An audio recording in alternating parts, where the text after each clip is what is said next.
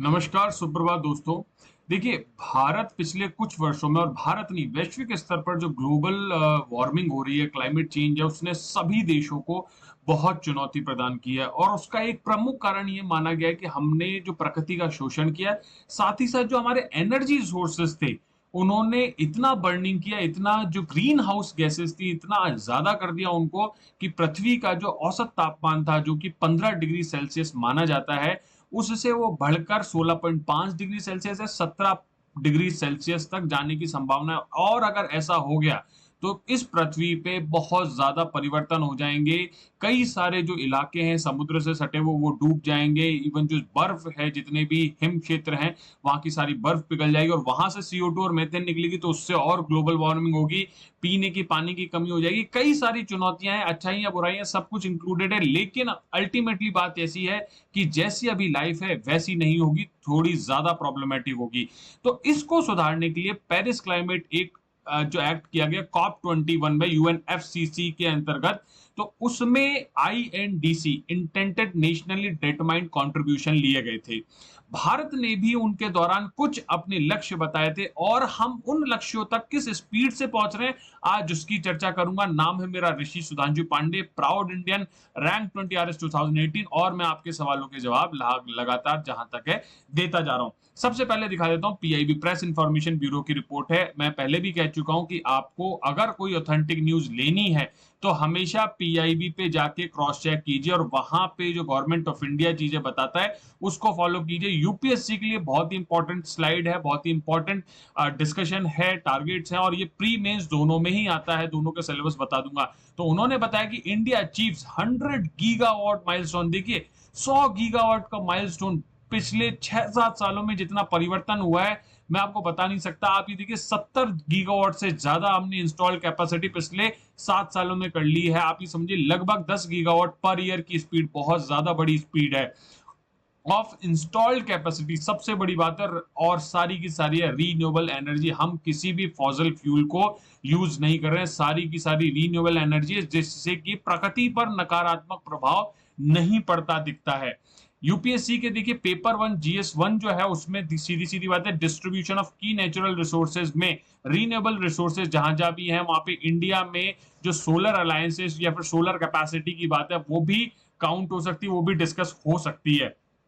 अगर मैं GS3 की बात करूं तो देखिए, साफ साफ लिखा हुआ एनर्जी, ये टॉपिक बनता है ऊर्जा के संदर्भ में GS पेपर 3 में, तो यहां से डायरेक्ट मेंस का क्वेश्चन आने की पूरी संभावना है। इस बार तो है, क्योंकि हमने 100 गीगावाट की कैपेसिटी है, जो इंस्टॉल्ड कैपेसिटी है, वो अचीव कर ली है। इसके साथ साथ पर्यावरण का संरक्षण, पर्यावरण प्रदूषण क्षरण और पर्यावरण प्रभाव का आकलन, ये जो है एनवायरमेंट इंपैक्ट असेसमेंट, ये सारी चीजें इस पेपर 3 के अंतर्गत GS के आती है और इसमें ये जो इन्फॉर्मेशन आज हम डिस्कस करने वाले हैं कवर हो जाएंगी।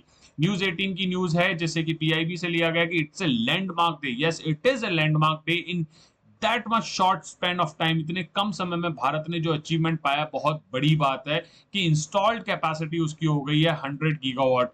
एनर्जी वर्ल्ड ने भी इस न्यूज को छापा है और जो RK सिंह है, उन्होंने कहा है कि लैंडमार्क डे, ये हमारे जो मिनिस्ट्री ऑफ एनर्जी है उससे संबंधित व्यक्ति हैं, वहां की जो स्पोक्स पर्सन या सूचना देने वाले व्यक्ति हैं, उन्होंने अपने ट्विटर हैंडल पे इस चीज की सूचना दी है। और ये आपकी फाइनेंशियल एक्सप्रेस की भी न्यूज है, मिंट ने भी इस न्यूज को कवर किया। अब मैं आपको बता देता हूं कि इंडिया के INDCs क्या थे। बेसिक बेसिक बात कर लेते हैं।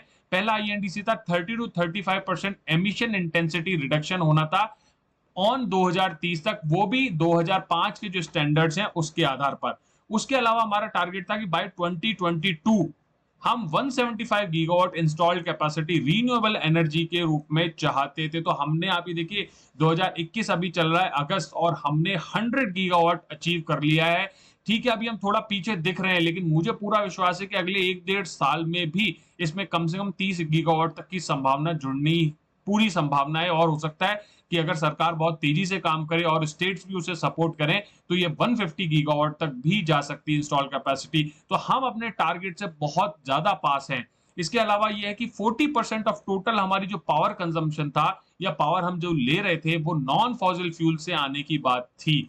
इसके अलावा total cost of meeting INDCs थी, वो $2.5 ट्रिलियन था 2030 तक। तो देखिए, वित्त की भी एक बहुत बड़ी समस्या थी जो भारत के समक्ष थी, लेकिन हम उन चुनौतियों से आगे बढ़कर निकल रहे हैं और अचीव कर रहे हैं माइलस्टोन्स, लैंडमार्क।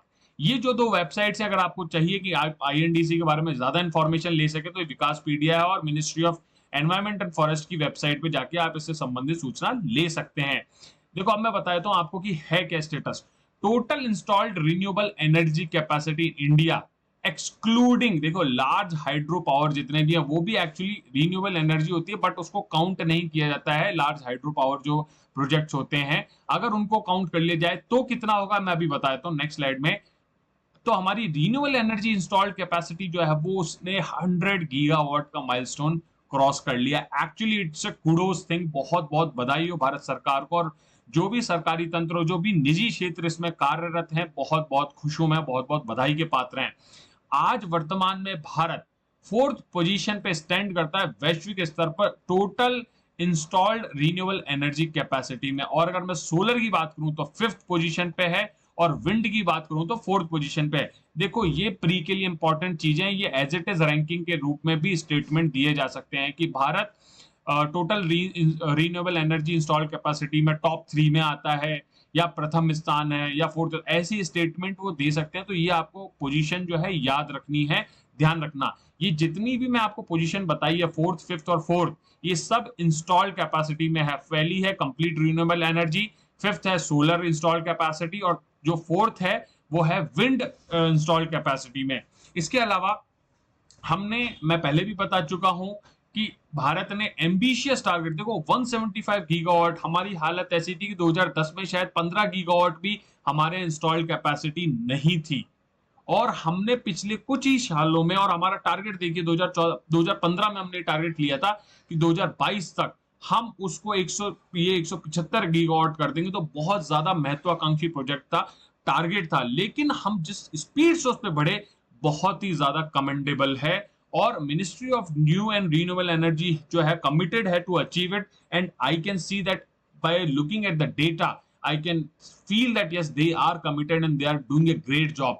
Next is, जब 100 gigawatt has been installed, आप ये सुनिए, 50 gigawatt is under installation। तो मैं जो 130 gigawatt बोल रहा था ना, वो आप ये समझिए कि 150 gigawatt तक हम टच कर सकते हैं, और 27 gigawatt जो है वो अंडर टेंडरिंग है। और मेरे को जहां तक लगता है, हमारे प्रधानमंत्री जी का जो नोशन है वो यही है कि टारगेट से पहले पूरा काम होना चाहिए। तो अगर टारगेट पे भी हम 175 गीगावाट अचीव कर लेते हैं, तो आई फील कि ये बहुत ज्यादा बड़ा अचीवमेंट होगा। टोटल आप देख लीजिए, 100 प्लस 50, 150 और 27, this is 177 gigawatt, and it is bigger than the target. So it's a great going, and we support this. India has also enhanced its ambition। भाई, अब हमने और बदल दिया कि अब हम 450 gigawatt of renewable energy capacity लाना चाहते हैं बाय 2030। जो हमारा टारगेट है वो बहुत ज्यादा बदल गया है। देखो, केवल टारगेट बदलने की बात नहीं है, बात ये है कि हमारी जो एनर्जी कंजम्पशन है वो भी तेजी से बढ़ रहा है, और जो इंफ्रास्ट्रक्चर है, जो इंस्टीट्यूशन है, जो बिजनेसेस हैं, जो मशीनरी है, उन सबको भी एनर्जी की बहुत ज्यादा आवश्यकता पड़ रही है। तो इस पे भी ध्यान देना होगा हमें। और एक चीज और देखो, अगर लार्ज हाइड्रो पावर हम इंक्लूड कर लेते हैं इंस्टॉल कैपेसिटी में, तो अभी करंट सिनेरियो में 146 गीगावाट तक ये अचीव हो जाती है। तो हम पहले ही बहुत आगे से बढ़ चुके हैं। नेक्स्ट है, मैं आपको बता दूंगा कि 100 गीगावाट का जो ये अचीवमेंट है, it's a milestone in India's journey. जो 450 गीगावाट का टारगेट हमने 2030 पे लिया, ये टारगेट याद रखना, क्योंकि ये टारगेट प्री में, स्टेट पीसीएस में या फिर यूपीएससी में भी पूछा जा सकता है। और ये सूचना हमें दी ट्वीट के माध्यम से श्री आर के सिंह ने, जो कि union minister for power and new and renewable energy हैं। उनको बहुत बहुत बधाइयां मेरी तरफ से, मैं बहुत ज्यादा खुश हूं। इसी के साथ दोस्तों, जय हिंद, जय भारत।